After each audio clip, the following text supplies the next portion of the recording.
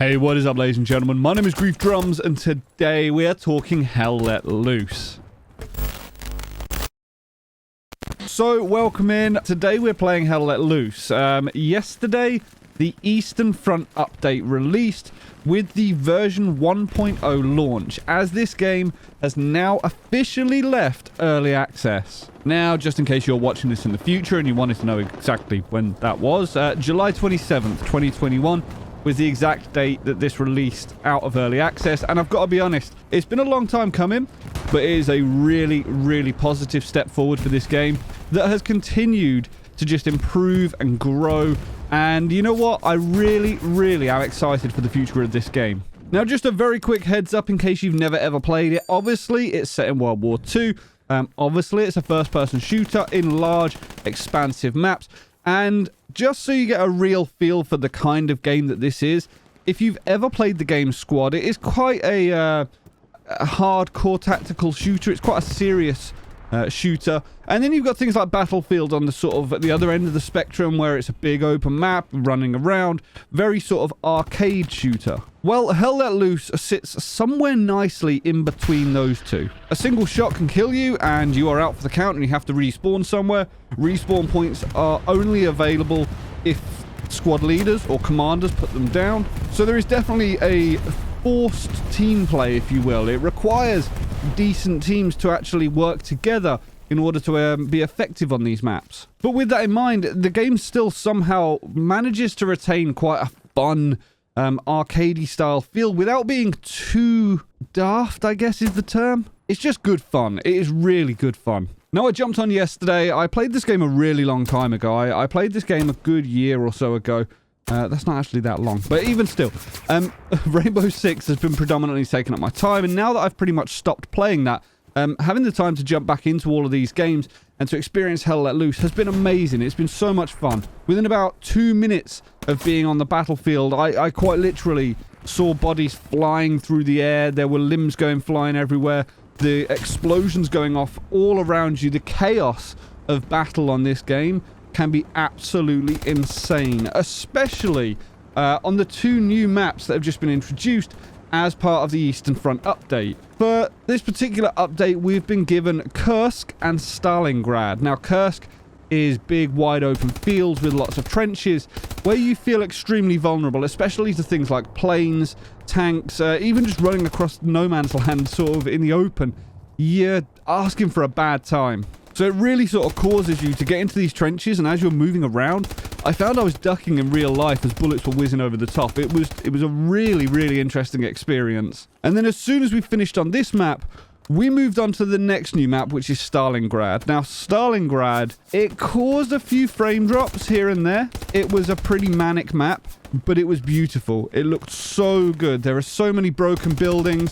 The gunfights and the battle was intense. It really was. I was playing as the Germans and I was on the MG42, literally just trying to suppress as many buildings as I possibly could. And it really sort of favored snipers. It favored teams that are going to work effectively with that sort of suppression and the push.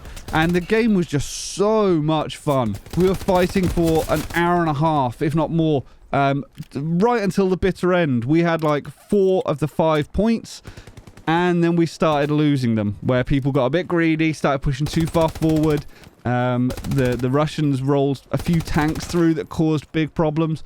But damn, it was fun, man. So along with the 2 new maps, we obviously got the new faction of the Soviets, along with all of their weapons and vehicles, of which there are quite a few. Things like the T-34 medium tank, the IS-1 heavy tank, there was the BA-10 recon vehicle, the ZIS-5 truck. They've added the DP-27, which if you've ever played Rainbow Six, I believe it's Tachanka's LMG. Classics like the PPSH have been added, the SVT-40s, and a couple of variants of the Mosin Nagant. They've got the 1891, the M38, the 9130, and a 9130 scoped. There's been a lot of stuff added to the weapons. Not only do we get these new maps and the new faction, though, there has also been a complete overhaul to Sainte-Marie-du-Mont, which is a map that's been in the game for quite some time. There has been an armor overhaul, which is actually part 2. The original came out a little while back. This now changes the way that armor works inside of the game for larger vehicles or just for things in general. They've added all sorts of new hitbox collision systems. There's a new vehicle physics system that's been added. Tracks don't transfer damage to the hull unless the shell continues to hit and penetrate the hull armor. They've adjusted armor health values, damage values, collision behavior, reduced muzzle smoke from tank barrels when they're firing, increased the repair speed of the blowtorch, so there's been a buff to that. There's a lot of individual little changes that really just sort of come together to bring this whole patch to life. Now, the other great thing about this patch is it also comes with a large optimization pass. The older maps have really been optimized better, and you can really feel it when you're running around. It's great to see that a game can really improve so much in essentially what feels, as a gamer, a very short period of time. I'm sure for the devs it feels like a lifetime, and I'm sure they've had their work cut out for them, but they have absolutely knocked it out of the park. They've done so damn well over the past couple of years, really sort of tightening this game and bringing it to fruition, because it really does feel manic when you're running around. You go through these quiet little bits where you're sort of running for an extended period of time, and you think, oh, it's been quiet for a while actually, I must be quite safe around here. And then out of nowhere, all hell breaks loose. Planes start dive bombing, tanks roll in, sniper shots ringing out, and you just get into this horrendous gunfight where you feel like you're constantly suppressed. Honestly, I cannot sing the praises of this game enough right now. Now, in total for the early access update, there are over 1,500 plus tracked changes, including things like changes to gameplay features, animation changes, the HUD and UI has been updated. Sound effects, they've added multiple sound effects for various different weapons, vehicle engines, outposts and garrisons, all sorts. There have been visual improvements. There was a nerf to trucks so that now machine guns can actually affect them.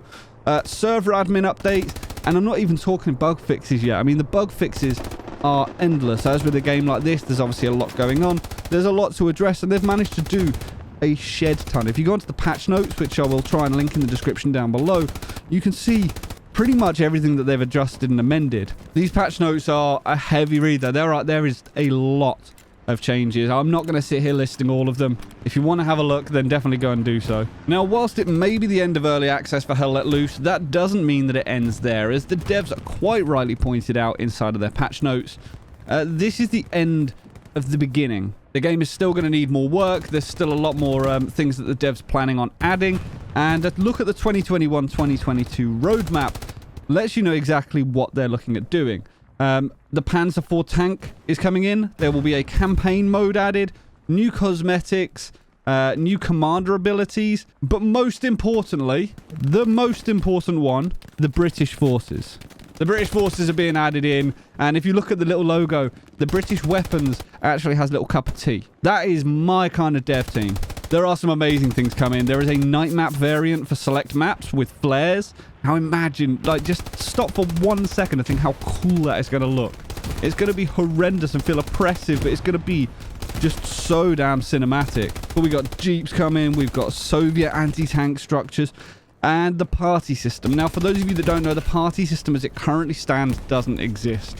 When you jump on, you have to get into a Discord or something with your friends, and you will both chat about the server you're on. You'll say, you know, I'm on such and such a server, and they will try and join that server. They will then figure out what team you are on and then try and join that. You can't just go in with your friends to the game. So that is something they are looking at working on. It is listed for this year's roadmap, so I'll be really pleased to see that when it arrives. But there is so much content coming to this game right now. I'm so pleased. I really am. Anyway, ladies and gentlemen, that's going to be it for today's video. If you haven't played Hell Let Loose, I would highly recommend it. If you do play Hell Let Loose and you haven't in a while for whatever reason, with this update, again, I would highly recommend it. I'm afraid that's going to do it for today's video. Hopefully you enjoyed it. Hopefully it's provided you with a little bit of insight. If you did, please consider hitting that thumbs up. And if you don't already, make sure to subscribe. Until next time, ladies and gentlemen, stay reckless and relentless.